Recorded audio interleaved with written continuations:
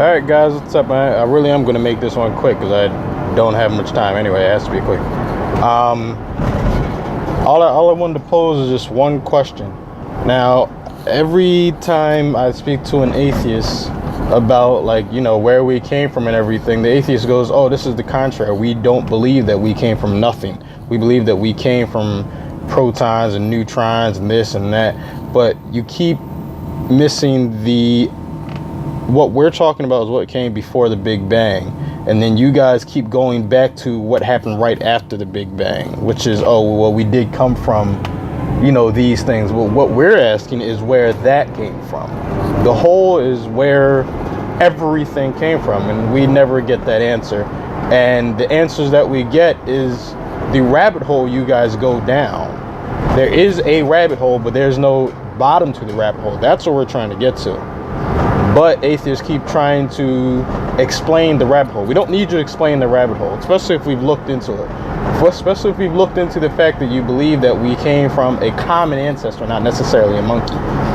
The fact that you believe that if we either came from one singularity or if we're just an expanding universe, that's not what we're asking. We're asking where all that came from. So I need an atheist to answer me that question. The best explanation I've heard was that the Big Bang, the point of singularity, came from outside of a black hole, and a law is what created us. But by definition, a law has to have a constant in order for it to be a law. And two, how can space and time come out of something where no space and time is in? That doesn't make sense. But that's the best explanation I heard, and it makes no sense. So that's the answer we're looking for. Where did everything come from before the Big Bang? Don't give me the rabbit hole. Don't give me what happened after the Big Bang. I've researched that. And quite frankly, that does not even allude to an answer. Same thing with evolution. You tell us the process of evolution, but again, you don't explain the origin. That's what we're looking for, the origin. So when I ask that question or somebody else asks that question, please somebody explain to us the origin. Now, again, we can still keep this respectful.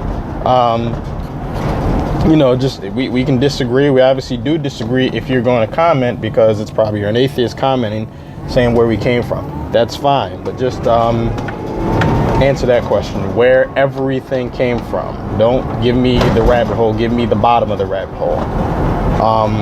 Again, our bottom of the rabbit hole is an eternal God. So when somebody says something to me, it's like, oh, well, you guys believe it came from nothing because you believe out of nothing God said, you know, God made everything. Well, yes, out of nothing God made everything, but it didn't come from nothing, because God's not nothing. God is an eternal being. So that's who it came from.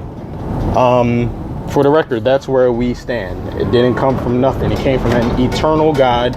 So if I get a question that says, well, where did they create God? Well, who created God? Well, I said God was eternal. So let's not try to turn it around. Just if somebody can answer that question, good. But yeah, gotta go because my video is about to go out. And God bless, and I'll talk to you guys soon. Take care.